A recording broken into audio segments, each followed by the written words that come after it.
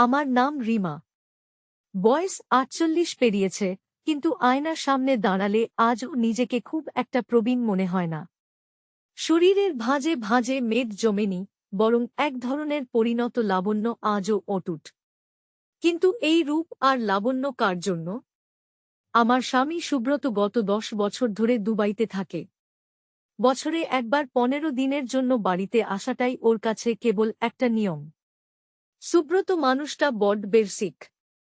ওর কাছে দাম্পত্য মানে শুধু দায়িত্ব পালন করা আর টাকা পাঠানো। ফোনের ওপ্রান্ত থেকে ও যখন যান্ত্রিক স্বরে জিজ্ঞেস করে টাকা পৌঁছেছে, শরীর ঠিক আছে তো, তখন আমার চিৎকার করে বলতে ইচ্ছে করে, না আমি ঠিক নেই। আমার ভেতরের মরুভূমিটা একটু জল চাইছে, কিন্তু মধ্যবিত্ত আভিজাত্য আর লোকলজ্জার ভয়ে আমি শুধু বলি, হ্যাঁ, সব ঠিক আছে। আমাদের একমাত্র মেয়ে মেঘা। মেঘার বয়স এখন ২২।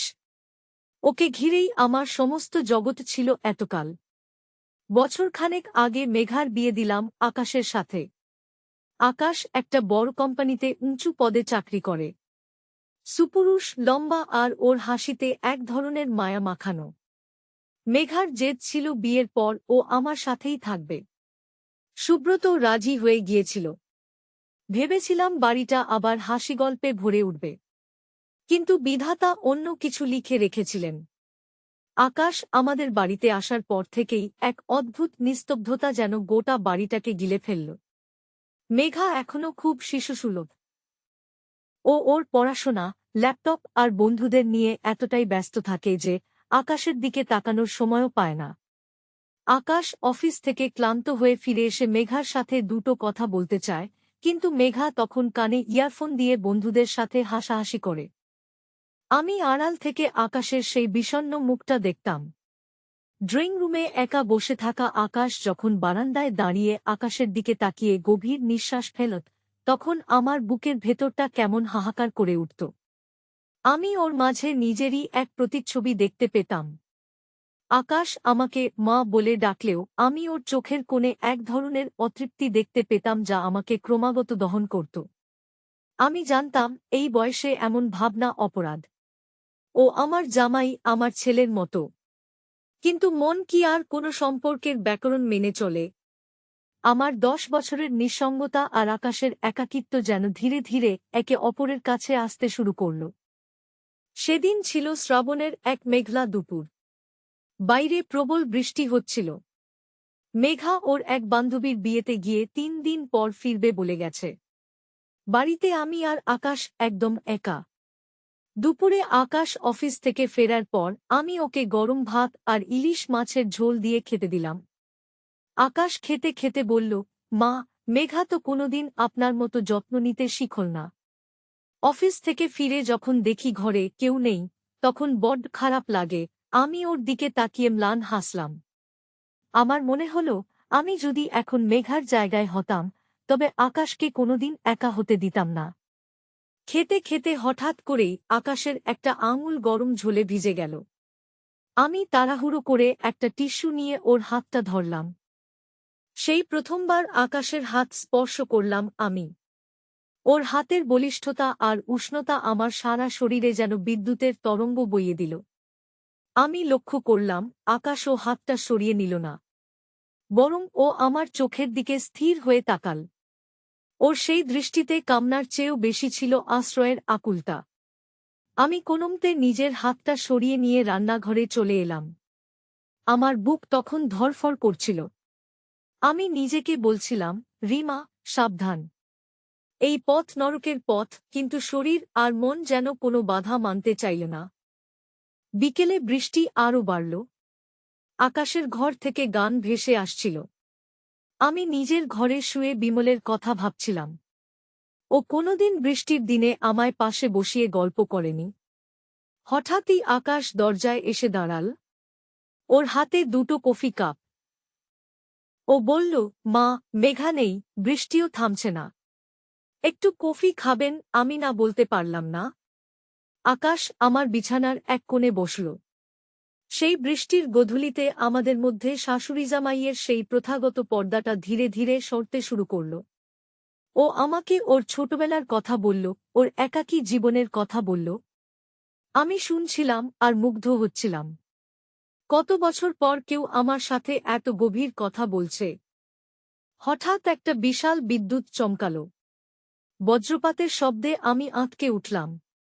ছোটবেলা থেকেই আমি বাজ পড়লে ভয় পাই। আমি নিজের অজান্তেই আকাশের হাতটা শক্ত করে চেপে ধরলাম। আকাশ আমাকে সরিয়ে দিল না, বরং ও আমাকে নিজের বাহুবন্দী করে ফেলল। ওর উষ্ণ বুক আর বলিষ্ঠ হাতের ছোঁয়ায় আমার সমস্ত নীতি আদর্শ এক মুহূর্তে ধুলোয় মিশে গেল। আমি অনুভব করলাম, আমার অবদমিত নারীত্ব তখন এক প্রবল ঝড়ের মধ্যে তরি ভাসাতে চাইছে। আকাশ ফিসফিস করে বলল, রিমা, আমি জানি আপনিও একা। আমাদের এই একাকিত্বের কোনো সান্ত্বনা নেই। ওর মুখে নিজের নাম শুনে আমার শরীর অবশ হয়ে এল। ও আর আমাকে মা বলে ডাকছে না। আমি ওর চোখের দিকে তাকালাম। সেখানে ছিল এক নিষিদ্ধ মায়া। আকাশ ধীরে ধীরে আমার গাল স্পর্শ করল। ওর আঙুলের ছোঁয়ায় আমার দম বন্ধ হয়ে আসছিল। ও আমার কপালে একটা দীর্ঘ চুমু খেল।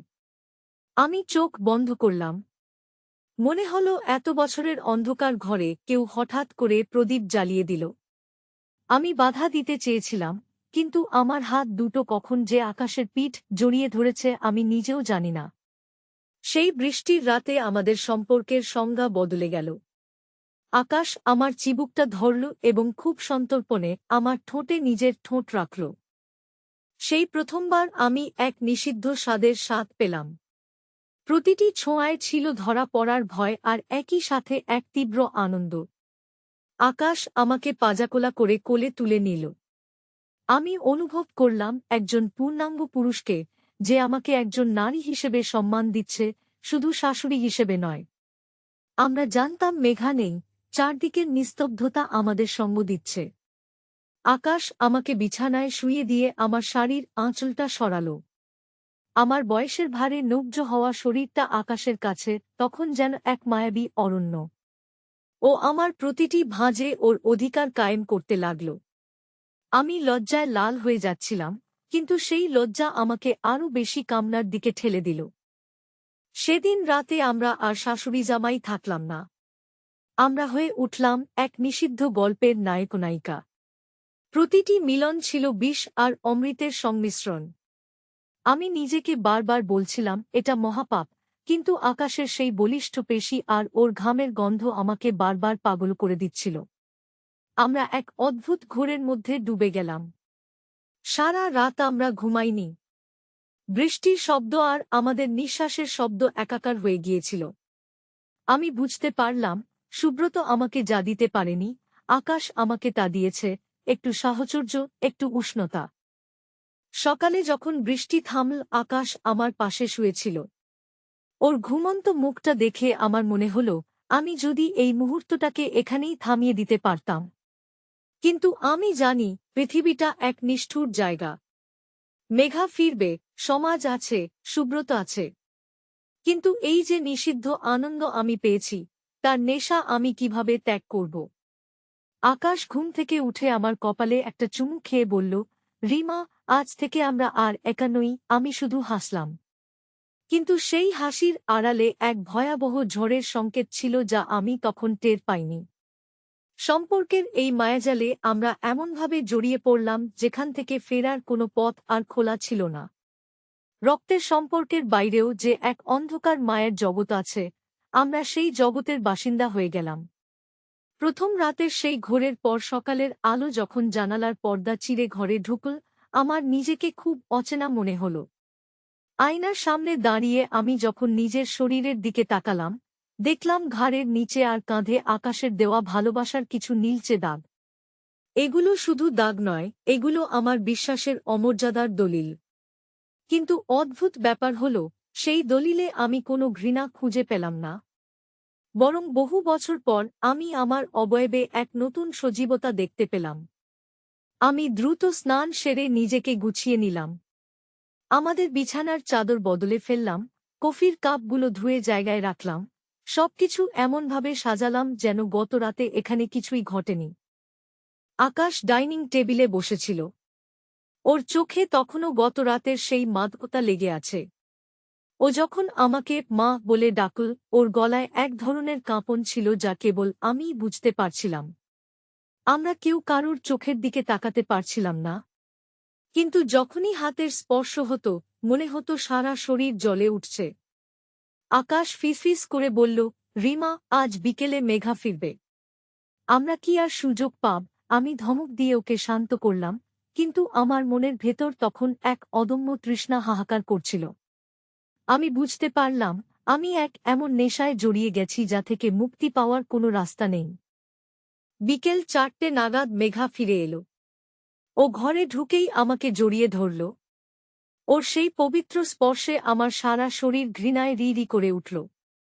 মনে হলো আমি এক জ্যান্ত নরক, যে তার নিজের মেয়ের স্বামীর সাথে বিছানা ভাগ করেছে। মেঘা খুব খুশি ছিল, ওর বান্ধবীর বিয়ের গল্প শোনাচ্ছিল। আকাশ খুব স্বাভাবিক থাকার চেষ্টা করছিল। ও মেঘাকে আদর করল, ওর ব্যাগ গুছিয়ে দিল, কিন্তু আড়াল থেকে ওর চোখজোড়া আমাকেই খুঁজছিল। আমি যখন রান্নাঘরে চা বানাচ্ছিলাম, আকাশ চুপি চুপি ভেতরে ঢুকল। ও পিছন থেকে আমাকে জাপটে ধরল। আমি চমকে উঠে বললাম, আকাশ, এ কি? মেঘা পাশের ঘরে, ও দেখে ফেলবে। আকাশ আমার ঘাড়ের কাছে মুখ নিয়ে বলল, দেখুক। আমি আর নিজেকে লুকাতে পারছি না। আমি তোমাকে চাই। আমি অনেক কষ্টে ওকে সরিয়ে দিলাম, কিন্তু আমার রক্তে তখন আগুনের হলকা বইছিল। সেই রাতের ডিনার টেবিল ছিল এক শ্বাসরুদ্ধকর অভিনয়ের মঞ্চ। একপাশে আমার মেয়ে মেঘা, অন্য পাশে ওর স্বামী আকাশ। আমি মাঝখানে বসে খাবার বেড়ে দিচ্ছিলাম। মেঘা বলছিল, মা, তোমাকে আজ খুব সুন্দর লাগছে। তুমি কি নতুন কোনো ফেস ওয়াশ ব্যবহার করছ? আকাশের ঠোঁটের কোণে এক চিলতে দুষ্টু হাসি ফুটে উঠল। ও বলল, মার সৌন্দর্য তো ভেতর থেকে আসে, তাই না মেঘা? ওর এই দ্ব্যর্থবোধক কথাগুলো আমার হৃৎপিণ্ড বন্ধ করে দিচ্ছিল। আমি বুঝতে পারলাম আমরা এক চরম বিপজ্জনক খেলায় মেতেছি। যে কোনো মুহূর্তে আমাদের এই মুখোশ খুলে পড়তে পারে। রাতের বেলা যখন সবাই ঘুমানোর কথা, আমি বারান্দায় একা দাঁড়িয়েছিলাম। হঠাৎই সুব্রতর ফোন এল দুবাই থেকে। ওর সেই শুকনো কণ্ঠস্বর, কেমন আছো? সাবধানে থেকো। টাকা পাঠিয়ে দেব কাল। সুব্রতর সাথে কথা বলতে বলতে আমার কান্না পেল। যে মানুষটার জন্য আমি এত বছর বিশ্বস্ত থাকলাম, সে কোনোদিন বুঝতেই পারল না আমার ভেতরকার হাহাকার। ফোন রাখার পর আমি যখন নিজের ঘরের দিকে যাচ্ছিলাম, দেখলাম মেঘা ওর ঘরে অঘরে ঘুমাচ্ছে। কিন্তু আকাশের ঘরের দরজাটা একটু ফাঁকা। আমি জানি ও আমার জন্য অপেক্ষা করছে। আমার বিবেক আমাকে বাধা দিচ্ছিল, কিন্তু আমার শরীর আর মন যেন এক অন্য জগতের টানে এগিয়ে গেল। আমি আকাশের ঘরে ঢুকতেই ও দরজাটা আটকে দিল। আমরা কোনো কথা বললাম না, শুধু অন্ধকারে একে অপরের অস্তিত্ব অনুভব করলাম। আকাশ আমাকে বিছানায় টেনে নিল। সেই রাতে ধরা পড়ার ভয় ছিল দ্বিগুণ, কারণ মেঘা পাশের ঘরেই ঘুমাচ্ছে। এই ভয়টাই আমাদের মিলনকে আরও বেশি তীব্র করে তুলল। প্রতিটি দীর্ঘশ্বাস আমরা বুকের ভেতর চেপে রাখলাম যাতে শব্দ না হয়। আকাশ আমার কানের কাছে ফিসফিস করে বলল, রিমা, তুমি শুধু আমার। আমি মেঘাকে শরীর দিতে পারি, কিন্তু মন শুধু তোমার। আমি জানতাম এটা মিথ্যা আশ্বাস, তবুও সেই মিথ্যেটুকুই আমার কাছে তখন অমৃতের মতো মনে হচ্ছিল। দিনগুলো এভাবেই কাটতে লাগল। যখনই মেঘা ইউনিভার্সিটি যেত বা কোনো কাজে বাইরে থাকত, আকাশ অফিস কামাই করে বাড়ি চলে আসত। আমাদের এই গোপন পৃথিবীটা ধীরে ধীরে আরও বড় হতে লাগল। কিন্তু একদিন একটা চরম অঘটন ঘটল। আমি আর আকাশ তখন ড্রয়িং রুমের সোফায় একাত্ম হয়েছিলাম।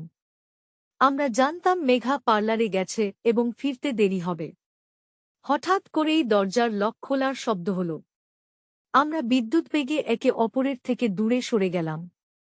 কিন্তু মেঘা ততক্ষণে ঘরে ঢুকে পড়েছে। ও আমাদের দুজনকে ওরকম আলুথালু অবস্থায় দেখে স্তম্ভিত হয়ে গেল। আকাশ কোনোমতে নিজেকে সামলে নিয়ে বলল, মার শাড়িতে একটা আরশোলা ঢুকেছিল, আমি ওটাই সরাচ্ছিলাম। মেঘার চোখে ছিল এক অদ্ভুত সন্দেহ।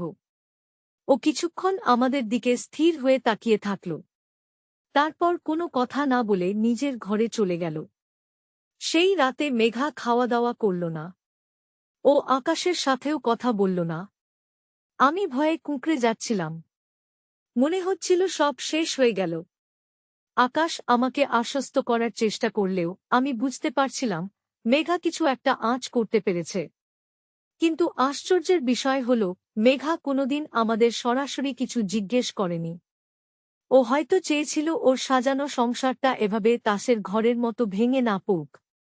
অথবা ও হয়তো নিজের মায়ের এই পরিবর্তন দেখে বাকরুদ্ধ হয়ে গিয়েছিল। আজ এত বছর পরও আমাদের এই সম্পর্ক বেঁচে আছে। আকাশ আর মেঘার একটা সন্তান হয়েছে, আবির।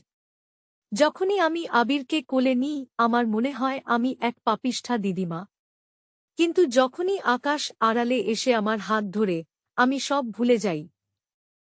সুব্রত এখনো বিদেশে থাকে। ও কোনোদিন জানতে পারবে না ওর অনুপস্থিতিতে ওর বাড়িতে কি ইতিহাস রচিত হয়েছে। মেঘা এখন অনেক বেশি গম্ভীর। ও হয়তো জানে, অথবা জেনেও না জানার অভিনয় করে। কারণ ও জানে এই সত্যটা সামনে এলে সমাজ আমাদের কাউকে রেহাই দেবে না। আমরা এক এমন খাঁচায় বন্দী হয়ে গেছি যার কোনো দরজা নেই। আমি রিমা, এক শাশুড়ি যে তার নিজের জামাইয়ের প্রেমে হাবুডুবু খাচ্ছে। আকাশ আমার আশ্রয়, আকাশ আমার পাপ। প্রতিটি রাতে যখন নিস্তব্ধতা নেমে আসে আমাদের এই নিষিদ্ধ তৃষ্ণা আবার জেগে ওঠে। আমরা জানি আমরা ভুল পথে হাঁটছি, কিন্তু এই পথটাই এখন আমাদের বেঁচে থাকার একমাত্র রসদ। হয়তো মৃত্যুর পর ঈশ্বর আমাদের বিচার করবেন, কিন্তু আজকের এই নিশিরাতের নিষিদ্ধ তৃষ্ণাই আমার জীবনের চরম সত্য। রক্তের সম্পর্কের বাইরেও যে এক অন্ধকার মায়ের জগৎ আছে, আমি আর আকাশ সেই জগতের চিরস্থায়ী বাসিন্দা হয়ে গেছি। আমাদের এই কাহিনী কোনোদিন নাম পাবে না, কোনোদিন সূর্যের আলো দেখবে না, কিন্তু আমাদের প্রতিটি নিঃশ্বাসে তা বেঁচে থাকবে এক গোপন দহনের মতো।